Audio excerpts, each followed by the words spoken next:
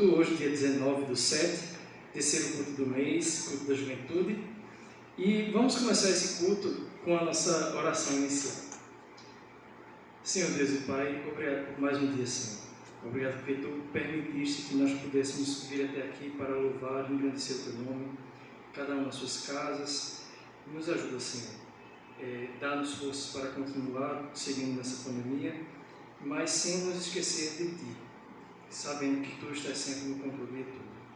Obrigado por tudo e fique conosco durante esse culto. Em nome de Jesus, amém. Amém. Vamos fazer a leitura bíblica que se encontra lá em Salmos 100, versículo 2. Todos juntos? Prestem culto ao Senhor com alegria. Entrem na sua presença com cânticos alegres. Vamos entoar o hino número 193 do Inário para Culto Cristão, Maravilhosa Graça.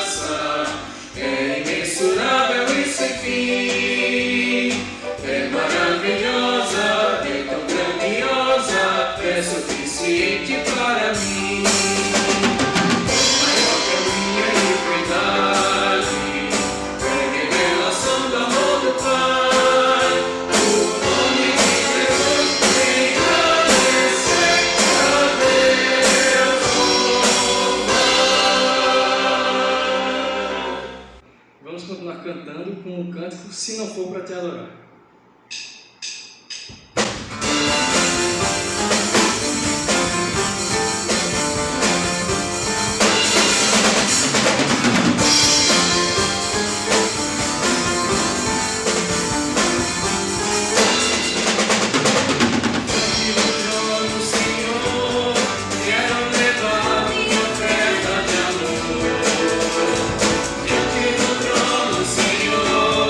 Quero levar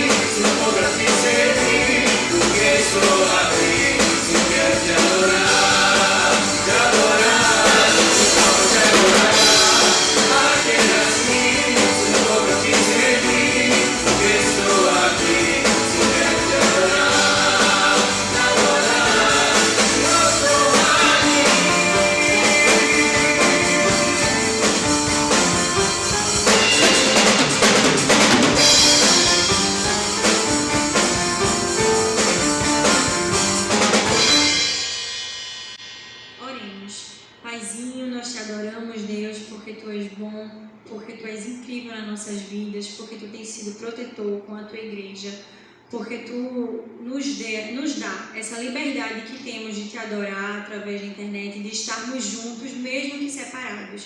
Te adoramos porque Tu tens sido maravilhoso em nossas vidas. Agradecemos desde já por tudo que Tu tens feito, nos guarda, em nome de Jesus, amém.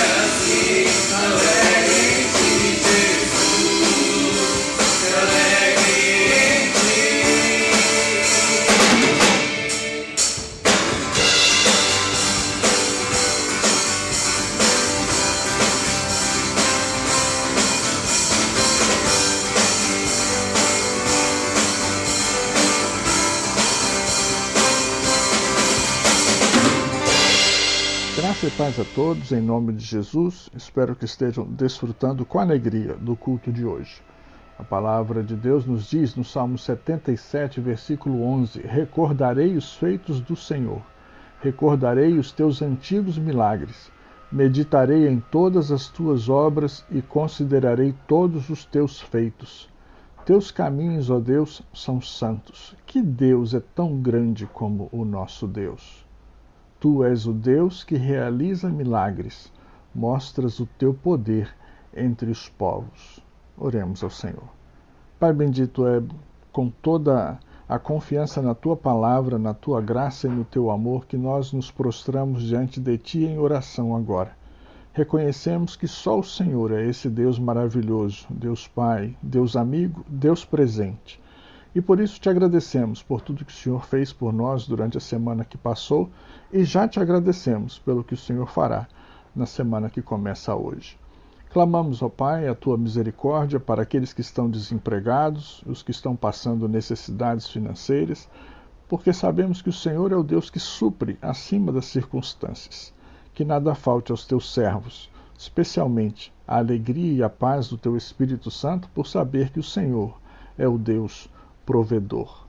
Pedimos a tua intervenção na saúde de nossa irmã Marlene, acamada há tantos meses e sofrendo tantas dores. Alivia, Pai, o sofrimento da tua serva. Colocamos Rui em tuas mãos mais uma vez, pedindo que tu orientes os médicos que vão cuidar dele. Todos os nossos irmãos que estão enfermos, clamamos, ó Pai, para que a tua graça e a tua misericórdia alcance cada um deles onde eles estiverem, levando-lhes a tua cura, a tua restauração. Colocamos nossos missionários em teus cuidados, pedindo-te primeiramente que não faltem recursos. Segundo, que a tua inspiração e a direção do Espírito Santo sejam sobre eles, para que preguem a tua palavra com ousadia e alegria.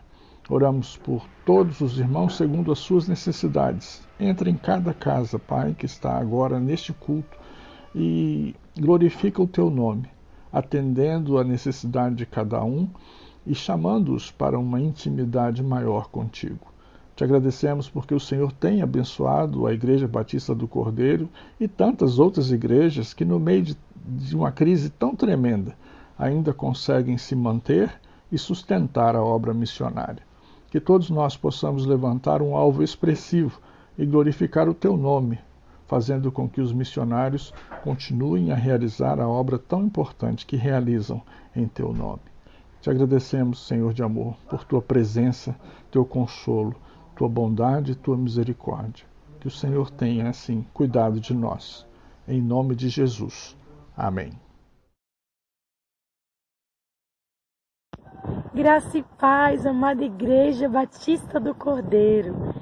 Eu sou a Jéssica Cabral, a sua missionária aqui no sertão pernambucano. Projeto N7, área rural de Petrolina. Meus amados irmãos, muito obrigada por estarem aí segurando a corda, orando, nos ajudando financeiramente. Grandes coisas o Senhor tem feito neste lugar. Quantas vidas têm sido restauradas, famílias sendo transformadas para a glória de Deus. Exemplos de famílias que o pai, dono de um bar, e as crianças começaram a fazer parte da escola bíblica, começamos a dar estudo, a acompanhar, essas crianças se converteram, entregaram a vida a Jesus, foram batizadas e juntos estávamos orando pelos seus pais. E a sua mãe, depois de mais ou menos um ano, aceitou o estudo bíblico. E no estudo bíblico, na sua casa, ela entregou a vida a Jesus. Mas o seu marido dizia que se ela se convertesse, se ela se tornasse crente, ele ia se separar dela. Mas continuamos orando. E para a honra e glória do Senhor, o seu marido entregou a vida a Jesus. E os dois foram batizados também para a glória do Senhor. E tantos outros testemunhos de casamentos que estavam destruídos, que para eles não tinham mais solução, mas que chegamos levando o amor de Deus e foram transformados. Famílias totalmente restauradas, que estavam totalmente destruídas pelo vício da bebida. Mas aonde o amor de Deus chega, a transformação. E eu queria dizer a você que há tantas vidas que ainda precisam ser alcançadas. Quantas vidas precisam escutar do amor de Deus. Eu tenho 28 anos. Há 4 anos eu estou no sertão. E há 2 anos eu estou aqui em Petrolina. E muitas pessoas me perguntam, Jéssica, por que você largou tudo para fazer parte da missão? E eu digo, eu não larguei tudo, porque o meu tudo é Jesus. E é dele que eu venho falar, porque o nosso Jesus é ele que transforma, ele que liberta, Ele que transforma a vida. E não existe alegria maior do que estar fazendo a vontade de Deus. Está sendo instrumento nas mãos dele. Então eu queria dizer a você, vem para o campo missionário, vem fazer parte dessa história de sim ao Senhor, de sim ao chamado que Deus tem te dado. Porque muitas vidas ainda precisam ser alcançadas para a glória do Senhor. Quando eu cheguei nessa comunidade, a gente tem uma frequência de 3 pessoas. E nós começamos a ensinar o amor de Deus, casa em casa, cuidando de vidas, fazendo os cultos nos lares, reuniões, escola bíblica com as crianças, os PGMs, os cultos. E para a honra e glória do Senhor, hoje nós temos uma frequência de mais de 70 pessoas para a honra e glória do Senhor. Nesses 2 anos que estamos aqui, mais de 30 pessoas desceram as águas. Isso é fruto de oração. Você está aqui, porque eu vi, mas você está aí segurando a corda.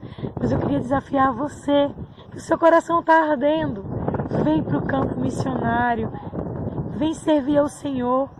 Não existe alegria maior do que ver as vidas sendo transformadas, do que ver as vidas sendo restauradas, porque só Jesus transforma. E nós não podemos guardar para nós. Pela vida em Jesus, eu coopero.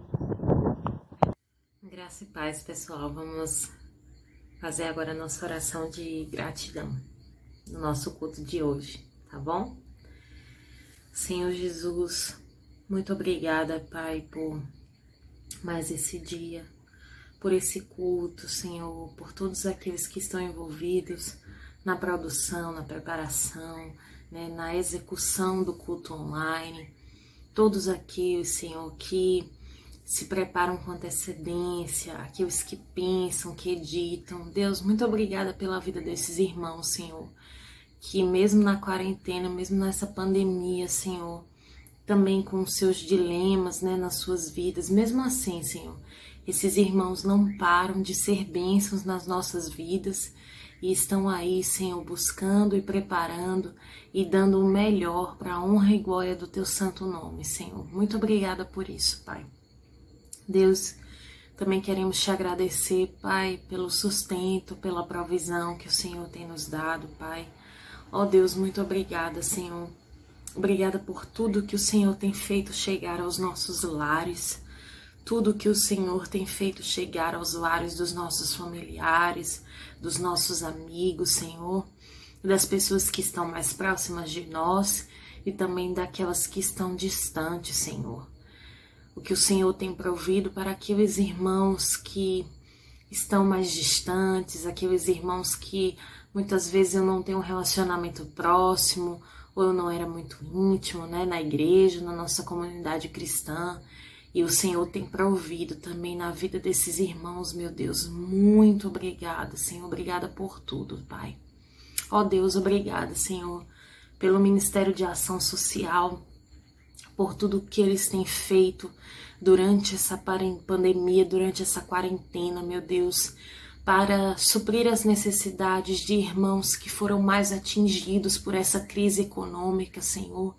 Muito obrigada, Senhor, a cada um de vocês, Senhor, a cada irmão, a cada irmã, Senhor, que separou um pouco da sua renda para contribuir especificamente com esse ministério, Senhor, que tem levado alento, tem levado conforto à vida e à casa, Senhor, dos nossos irmãos que foram mais atingidos e que sofreram mais financeiramente com essa crise econômica, Senhor. Ó Deus, não deixa que nada falte nos lares desses irmãos, Senhor, em nome de Jesus, Pai.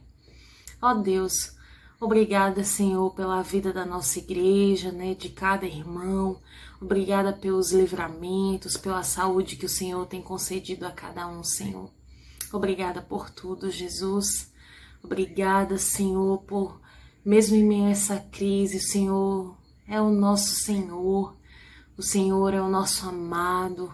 Obrigada por tua mão, Senhor, grandiosa, que se estende aqui para essa terra, para esse mundo e não nos abandona e cuida de nós, Senhor. Obrigada pela tua soberania, Senhor. Obrigada pela tua onisciência. Obrigada por quem tu és, Senhor. Obrigada, Senhor, pelos momentos de refrigério que o Senhor tem derramado sobre a nossa alma, Senhor. Obrigada, Pai. Continua conosco e Espírito Santo, faz com que nós estejamos contigo, Senhor. Não permita que toda essa crise, todo esse movimento, né, essa crise que tem acontecido mundialmente, Senhor, não permita, Pai, que isso abale pilares da nossa fé, mas que nós possamos permanecer firmes. Obrigada pela vida de cada irmão, cada amigo que tem tido cuidado um com o outro. Que permaneçamos assim, firmes e unidos. Em nome de Jesus. Amém. Graça e paz, irmãos. Em nome de Jesus. Grande privilégio estar aqui trazendo essa palavra para os irmãos. Estou com muita saudade, espero que os irmãos estejam bem. Não vejo a hora da gente ir e nós estarmos reunidos de novo na igreja. Deus enviou o seu Filho ao mundo com uma missão. Ele veio, viveu, morreu e ressuscitou, subiu aos céus, para que todo aquele que nele crê não morra, mas tenha vida eterna. E antes de Cristo subir, ele deixou uma missão para os seus discípulos: ide por todo mundo, pregar o evangelho a toda criatura. Marcos 16, 15.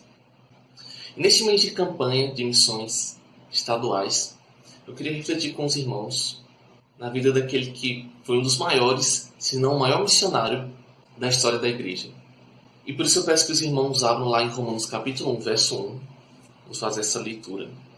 Nós devemos sempre dar graças a Deus por esses exemplos que nós temos na história da Bíblia, que olhando para eles nos ajudam a sermos aperfeiçoados na fé, imitando aqueles que imitaram a Cristo. E com a ajuda de Deus eu quero meditar com os irmãos no chamado, na vida e na missão do apóstolo Paulo, que foi um missionário de Deus. Então vamos ler Romanos capítulo 1, verso 1. Paulo, servo de Cristo Jesus, chamado para ser apóstolo, separado para o evangelho de Deus. Amém. Meus irmãos, naquele tempo, quando ia se mandar uma carta, a introdução era sempre desse jeitinho. Tinha o nome da pessoa e depois uma breve descrição dela. Dizia algumas características, tipo um mini currículo. Por exemplo, Félix, governador. Simão, mago. Nilson, historiador. Rodrigo, engenheiro de automação. E Paulo ele vai dar essa breve descrição de si mesmo no início dessa estupenda carta. E a gente vai ver como essas qualidades são essenciais ao missionário de Deus. Primeira coisa que ele fala, ele é um servo de Cristo Jesus. Não é à toa que isso vem primeiro. Mas ele está mostrando que nada é sobre ele. Paulo nada vem dele, ele não faz nada por ele, o evangelho não é dele. Mas Cristo Jesus é o grande motivo da sua missão. Ele é um servo de Cristo Jesus. Nas cartas deles, a gente pode observar isso, ele está sempre fazendo menção ao seu Redentor. Nos primeiros 10 versículos de 1 Coríntios 1, ele cita Cristo 10 vezes. Nos primeiros 12 versículos de Efésios 1, ele também cita Cristo 10 vezes, sem contar com os pronomes ele e nele. Na própria carta aos Romanos, ele está sempre falando: por meio de Jesus Cristo, dou graças a Deus por vocês. A justiça de Deus mediante a fé em Jesus Cristo. E agora nenhuma condenação há para os que estão em Cristo Jesus. Ninguém nos separará do amor de Deus que está em Cristo Jesus, nosso Senhor. E agora temos paz com Deus mediante a fé em Jesus Cristo. Como o ar que ele respira, Paulo não consegue ficar muito tempo sem mencionar o nome do seu amado. Jesus era o motivo da sua missão, das suas viagens e de toda a sua vida. Qual será que tem sido o nosso motivo? Será que é Jesus? Será que de fato, assim como o apóstolo Paulo, ele tinha Jesus no centro como o foco dele, o núcleo de tudo que ele fazia? Será que isso também se aplica a gente? Pode até parecer uma pergunta boba, mas ela é muito urgente. Muitas igrejas são como o túmulo de Jesus. Algumas pessoas acham que ele está lá, mas ele não está. E nós não podemos fazer missões sem ter essa autoanálise. Na verdade, não pode fazer nenhum serviço na igreja. Nada se a gente não tiver em mente isso, o nosso motivo. Por que nós fazemos isso? Qual o motivo de você se dizer cristão? Qual o motivo de você estar vendo esse culto? Você quer conhecer mais a Cristo ou foi algum familiar que obrigou você a assistir? Qual será que tem sido o nosso motivo? O que será que tem sido ensinado para os adolescentes na igreja? Qual é o foco dos estudos dos jovens? Qual o motivo das aulas das crianças? Qual o grande tema dos louvores que a gente canta? Qual tem sido o centro das pregações? Será que é Jesus? Um cristianismo em que Cristo não é o centro, ele é contraditório. Mas Paulo começa assim, servo de Cristo Jesus. Eu quero que os irmãos reparem ainda nesse termo, servo de Cristo Jesus. A palavra servo, do original, doulos, que significa escravo ou cativo. A gente observa que altera bastante, né, o sentido da palavra de escravo para servo. Alivia muito o peso do termo. Paulo se coloca como sendo um escravo de Cristo Jesus. Ele cumpria sua missão porque ele conhecia sua posição em relação a Cristo. Ele era um escravo. Ele vivia em total submissão ao seu Senhor. Ou melhor, não mais vivia ele, mas Cristo vivia nele. O apóstolo entendeu que Cristo o comprou no mercado negro do pecado, pagando o valor mais alto de todos, que não foi com ouro nem prata, mas sim com o precioso sangue do Cordeiro, seu próprio sangue, sem mácula e sem defeito. Por isso que a gente chama Cristo de Senhor. A gente fala que estamos sob o senhorio de Cristo, tipo isso, o Senhor de escravos. Estamos em total submissão e serviço ao nosso Senhor. Meus irmãos, vocês conseguem se ver nessa posição de escravo em relação a Cristo? Os escravos, eles não tinham direito nem mesmo à própria vida. Não tinham direito a nada. Eles tinham que fazer o que eles eram ordenados sem questionar. Cumpriam tudo, quietinhos. Por isso Paulo era um missionário tão engajado, procurando servir a Cristo de todas as formas possíveis. E ai deles se não pregasse o Evangelho. Mas alguns crentes, olhando nos dias de hoje, vivem como se fosse o contrário, como se eles fossem o Senhor e Cristo tivesse que servir a eles. Não fazem nada por Cristo, mas quer que ele faça tudo para eles. Quer que dê um emprego, dê um carro, dê namorada, dê o noivo, o esposo, a esposa. Lá na universidade, coisa mais comum que tem. Passou o semestre todo, não vai para um intervalo bíblico. Aí quando chega no final do período, está pedindo a Deus, oh Deus, me ajuda a passar nessas matérias. Querem que Cristo faça tudo para eles. E ai de Jesus se não fizer o que eles querem. O verdadeiro crente não faz ressalvas em relação aos mandamentos de Jesus. Ele não seleciona o que ele vai obedecer. A entrega é total. Caso contrário, não houve entrega. Ele entrega todo o coração, alma e forças. Todo o seu ser. Ele não adota o pensamento mundano, meu corpo, minhas regras. Mas sim, corpo de Cristo, regras de Cristo. Se necessário for, ele vai sofrer pelo seu Senhor, como verdadeiro escravo. E ainda assim dizer, posso tudo naquele que me fortalece. Paulo que eu diga, foi 5 vezes açoitado, recebeu dos judeus 39 açoites, 3 vezes açoitado com varas, 1 vez apedrejado, 3 vezes naufragou, ficou 1 noite e 1 dia boiando em alto mar, em viagens, muitas vezes em perigo de rios, em perigos de assaltantes, em perigo entre patrícios, em perigos entre gentios, em perigos na cidade, em perigos no deserto, em perigos no mar, em perigos entre falsos irmãos, em trabalhos e fadigas, em vigílias muitas vezes, em fome e sede, em jejuns, muitas vezes em frio e nudez. Além disso tudo, pesava sobre ele a preocupação de todas as igrejas. Com todas as igrejas, conforme a gente vê em 2 Coríntios 11. Contudo, ele aprendeu a viver contente em toda e qualquer situação. Paulo, servo de Cristo Jesus, um missionário de Deus. Logo em seguida, a gente vê no versículo que nós lemos, depois de servo de Cristo Jesus, ele diz ser chamado para ser apóstolo. E nas introduções das cartas que ele escreve, esse é o termo que ele mais usa, é a forma mais comum dele se descrever. Apóstolo de Cristo, chamado para ser apóstolo. E não é à toa que ele usa muito esse termo. O motivo dele sempre estar se reafirmando a sua autoridade de apóstolo é porque naquele tempo haviam falsos mestres, falsos profetas, que se diziam apóstolos. Como o próprio Jesus fala em Apocalipse 2:2, para a igreja de Éfeso, que lá existiam pessoas que diziam apóstolos, mas não eram, mentiam sobre si. Mas enfim, esses homens eles mentiam sobre si, dizendo que eram apóstolos, e também mentiam sobre os verdadeiros apóstolos de Cristo, tentando desqualificá-los. Isso vai ser uma coisa que Paulo vai falar bastante, sempre tentando, mostrando a sua autoridade como apóstolo.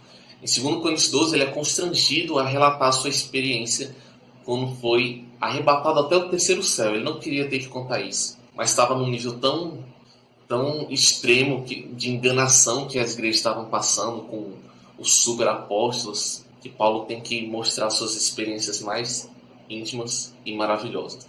Mas enfim, o que seria um apóstolo? Quais as características? Quais são as marcas de um apóstolo? Seria o mesmo que um discípulo, já que todos os apóstolos, pelo menos aqueles 12, foram discípulos de Cristo? Será que seria a mesma coisa? Em Lucas 6,13, a gente vai ler o seguinte: E, quando amanheceu, chamou a si os seus discípulos. Quem chamou? Jesus. Chamou a si os seus discípulos e escolheu 12 dentre eles, aos quais deu também o nome de apóstolos. Jesus tinha vários discípulos, mas ele só teve alguns apóstolos, que ele escolheu dentre os discípulos. Apóstolo significa enviado. E a gente vai ver no Novo Testamento pelo menos 3 características que distinguem um verdadeiro apóstolo de Cristo. A primeira característica dele é que o apóstolo ele precisava ter visto Cristo ressurreto. Lá em Atos 1, quando vão escolher o apóstolo que vai substituir Judas, que Judas se suicidou. Então eles vão, sob a direção do Espírito Santo, sortear o novo apóstolo que vai substituir. Então eles dizem, alguém que tenha sido testemunha de Cristo ressurreto, assim como nós. Daí eles sorteiam, cai sobre Matias. Matias é sorteado apóstolo.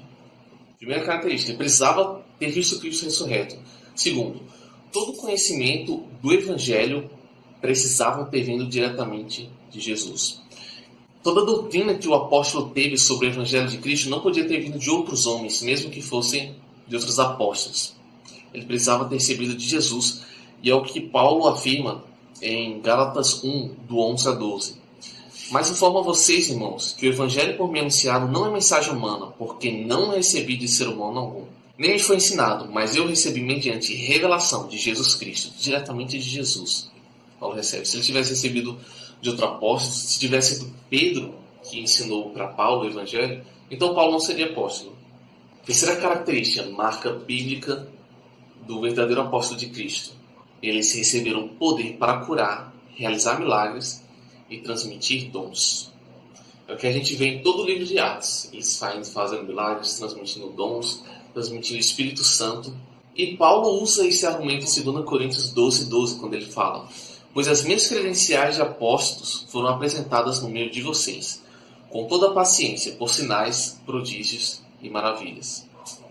Então são essas 3 características. Tinham que ter visto Cristo ressuscitado, ressurreto. O conhecimento da doutrina deles tinham que ter recebido diretamente de Cristo.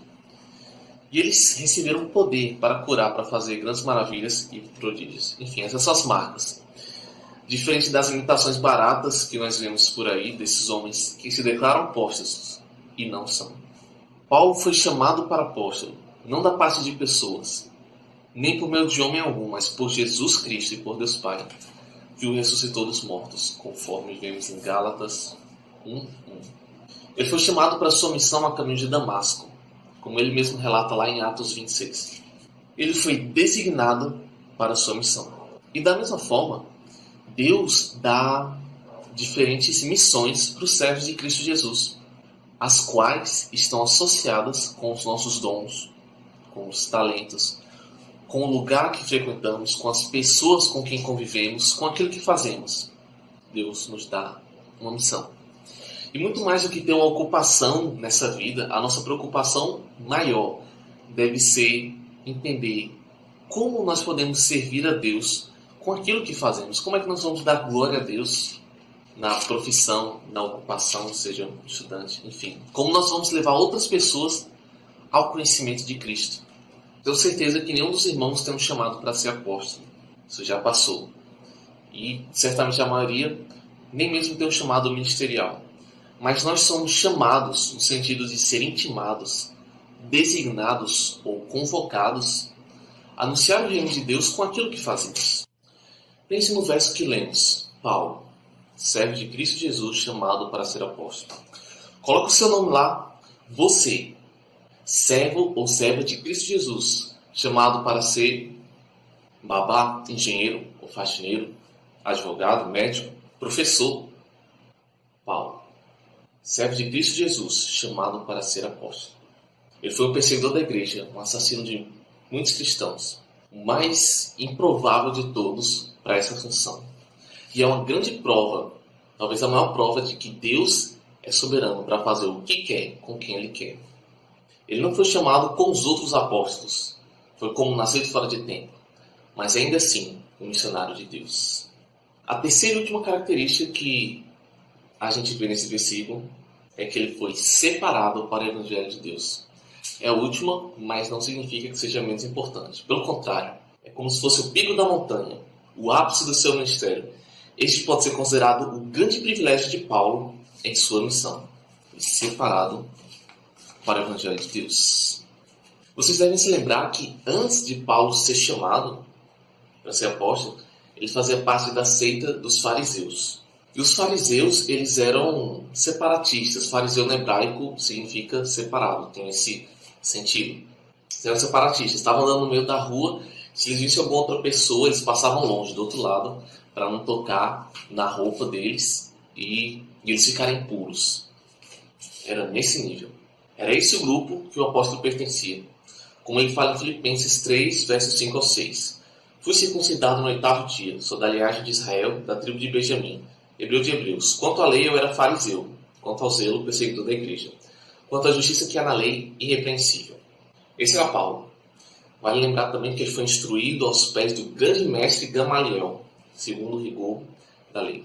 Meus irmãos, percebam o que ele fala com separado para o Evangelho de Deus. Ele não era mais um separado fariseu, mas um separado para Deus. Não mais separado por homens para um propósito de homens, mas separado por Deus para os propósitos de Deus. Não mais para ficar tentando ser melhor do que os outros, vivendo na carne, mas agora servindo aos outros e vivendo no Espírito. Ele foi separado por Deus desde antes dele nascer, como está em Gálatas 1,15. E meus irmãos, isso é verdade sobre todo aquele que foi regenerado por Cristo, todo aquele que nasceu de novo. Antes, só vivia para si mesmo.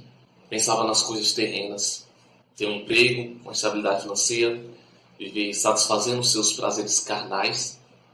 Mas agora, o crente em Cristo é separado de todas essas coisas, considerando tudo como esterco e vivendo para o Evangelho de Deus. Lá em 1 Pedro, se eu não me engano, a palavra de Deus vai falar: sede santos, porque eu sou santo. E nós devemos lembrar que os crentes em Cristo, eles são santos, certo? Mas o que é ser santo? Normalmente, quando se fala em ser santo, se pensa em alguém sem pecados, ou naquelas imagens lá da Igreja Católica que tem os santos. É a imagem que as pessoas normalmente têm à cabeça. Mas, biblicamente, ser santo é ser exatamente isso, ser separado para um propósito específico. Os santos em Cristo são separados de uma vida de pecado, dos valores mundanos e de tudo mais que vai contra a palavra do nosso Deus. Certo? Ok. Mas ser santo não é apenas ser separado de algo, mas para algo. As pessoas ímpias que não conhecem a Cristo, elas podem sim se abster de certas práticas pecaminosas, podem ter uma boa conduta moral, mas mesmo assim elas não vão ser santas. A grande diferença é que os santos em Cristo têm uma finalidade, um propósito para serem separados, postos à parte. E qual é esse propósito? Nós somos separados para o Evangelho de Deus. E eu quero dividir esse ponto em dois. Primeiro, somos separados para viver o Evangelho de Deus. Nós somos salvos, resgatados, justificados por Cristo, vivificados no Espírito Santo. Nós estamos sendo aperfeiçoados, procurando amar a Deus de todo o nosso ser e amar o próximo como a nós mesmos. Nos alegramos com os irmãos. Vivemos em paz com Deus, aguardando e apressando a vinda do nosso Salvador. Isso é viver o Evangelho. Somos separados para viver o Evangelho. Mas a segunda parte que eu quero destacar desse ponto é que nós somos separados para pregar o Evangelho. E aqui entra a nossa missão de novo. Certa vez o pastor Evaldo disse uma frase que ficou na minha mente. Ele disse que nem todo cristão é pastor, mas todo cristão é pregador. E como eu já falei, nem todos pregaremos em um púlpito, mas poderemos pregar no escritório depois do trabalho, conversando com alguém na hora do almoço, depois da aula, ou até mesmo em uma conversa com alguém pelo WhatsApp. Pois é, nem todos são pastores, mas todos são pregadores. Que grande verdade! Vale ressaltar que o fato de sermos separados, o fato de vivermos em santidade, faz com que a nossa vida seja uma pregação, faz com que sejamos Bíblias vivas, cartas de Cristo, que serão lidas pelos descrentes através das nossas boas obras, para que, quando estes se converterem, glorifiquem o nosso Pai que está nos céus. Separado para o Evangelho de Deus. Meus irmãos, essa foi mensagem, reflexão. Eu espero que tenha sido bênção para todos os irmãos, todos sejam edificados, e também seja um encorajamento para cumprirmos a nossa missão enquanto é dia. Desejo que você permaneça firme, olhando para Cristo, mas também aprendendo com aqueles que foram poderosamente usados por Deus, como esse missionário do nosso Senhor, Paulo. Servo de Cristo Jesus, chamado para ser apóstolo e separado para o Evangelho de Deus. Louvado seja o nome do Senhor. Amém.